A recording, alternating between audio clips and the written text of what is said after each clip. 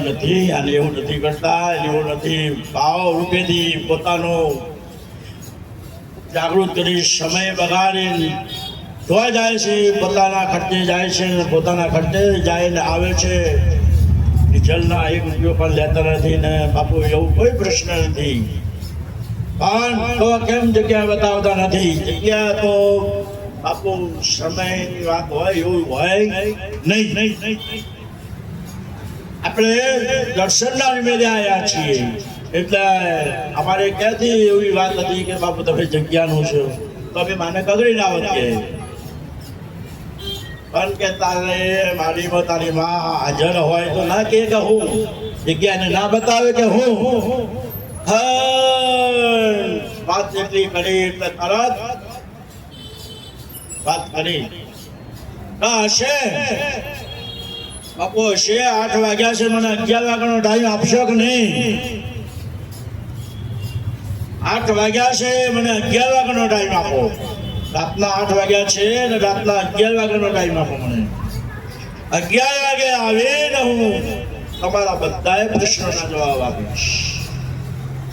11 વાગે આવીને ત્યાં ભૈરવની મૂર્તિ ક્યાંથી નીકળી અને કઈ જગ્યાએથી નીકળી બધા જવાબ હું આપીશ. ભલે આતા તમારામાં હોય કે ના હોય ખબર નથી, તમે સાચા હશો તો 11 વાગે આવશો, 11 વાગે આવશો, જાઓ ત્યારે 11 વાગે આવજો. 3 જણા અમે ઊભા થઈ ગયા છીએ, બહાર નીકળી ગયા છીએ, એટલી બહાર નીકળી ગયા છીએ અને રસ્તા પર ભીડ એટલી બધી હતી, ભીડની અંદર જઈ રહ્યા છીએ. એટલી બધી ભીડ હતી, એ ભીડની અંદર જઈ રહ્યા છીએ. ભગતની અંદર વેદના જાગૃત થઈ રહી છે. હે માં હું કરશું હવે? અને 11 વાગ્યાનો સમય આપી દીધો છે. આ અંદરની વાત ચાલે છે ભગતના અંદર કે માં 11 વાગ્યાનો સમય આપી દીધો છે. આ હાથું કે જૂઠું કરવા તો જાવું તો પડશે ને માં. ક્યાંથી ભૈરવની મૂર્તિ કાઢી છે, ક્યાં નથી કાઢી મને ખબર નથી, પણ તું હાથે હોય તો માં ભેગી થજે, માં ભેગી થજે. આવા ભગત વિચાર કરે છે, પણ હું મેલડી તો સદાય અંકની અંદર જાગૃત છું. આવા વિચાર કરતો જાય છે, રસ્તામાં ચાલે છે એટલામાં પંકજ કુણાલ ભગતને એમ કહે છે કે માડી આપણે એવી સાધુડા ભલે કહેતા હું તો તમને ઓળખું છું ને, હું તમને ઓળખું માડી, આપણે કોઈ જવાની જરૂર નથી, કોઈ ભૂલું નથી કરવું. ભલે નહીં તો ના કરે પણ કે નહીં પંકજભાઈ આપણે વચન આપ્યું છે 11 વાગે જવાનું તો 11 વાગે જવું જ પડે. જો આપણે હાથા હશું, આપણી પાસે હાથી ભક્તિ હાથી વાત હશે, હાથી ભક્તિ હાથી શક્તિ છે, હાથી ભક્તિની હાથી મારી દેવી છે તો જરૂર રસ્તો બતાવશે, જરૂર વાત કરશે, પણ જવું જ પડે. એમ કરતા 5 કિલોમીટર પાછા ચાલતા ખાન ચોકમાં પહોંચી ગયા છીએ.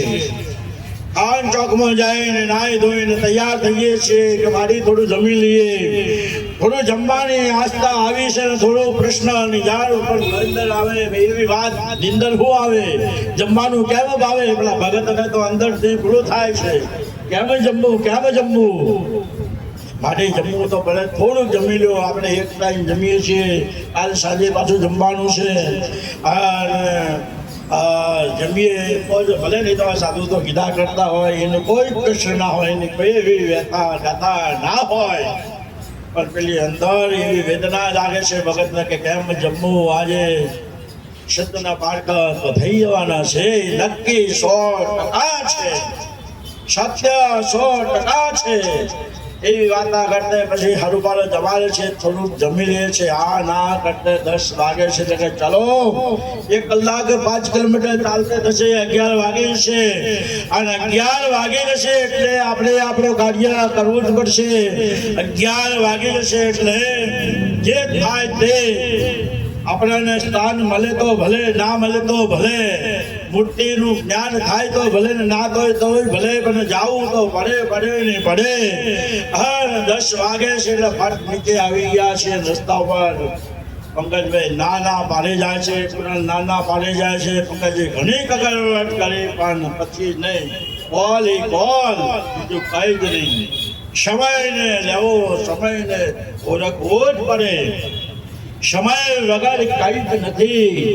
સત્ય હોય, વિશ્વાસ હોય, સત્ય હોય, વિશ્વાસ હોય, એ ગમે તેવું હોય, ગમે તેવા પહાડ હોય, ગમે તેવા ફૂલ હોય, તોય એ હારી દેશે. એ મારી ગુરુકૃપાના ગોખવાની આવા વિચારના કહી દેશે ને પંકજને કુણાલને વાત કરી દેશે ને ચાલતા જઈએ છીએ. સમય પકવાનો થઈ ગયો છે. એ જુનાગઢની ગિરનારની ટ્રેકિંગમાં પગથિયા ચરવાના હોય એ દરવાજામાં એન્ટ્રી મારી દીધી છે. અને એન્ટ્રી મારતે સીધું હનુમાનજીના મંદિરે ઉભા રહ્યા છે. અંબાજીનું મંદિર છે ને એની અંદર જવાનું છે. બરોબર 11 વાગવા થઈ રહ્યા છે. 1 મિનિટ છે કરી દીધી છે. આ ફટ પગ મૂકી દીધો અને મોકેલ છે પેલા સાધુ મહારાજની ગાદી છે. ગાદીની ઉપર જાય રાજે છે.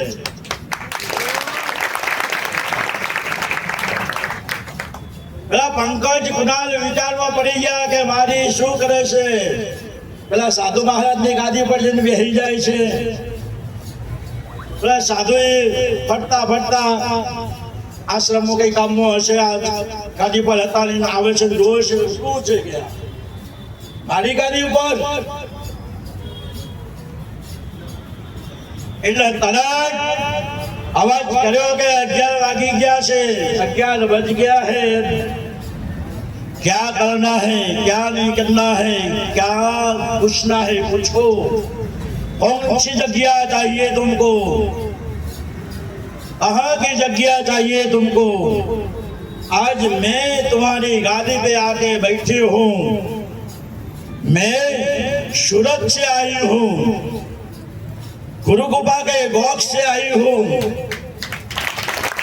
गुरु कृपा के गोक्ष से आई हूँ और उगता कौन जागृत करी हुई मैं मेलडी हूँ और उसका हो।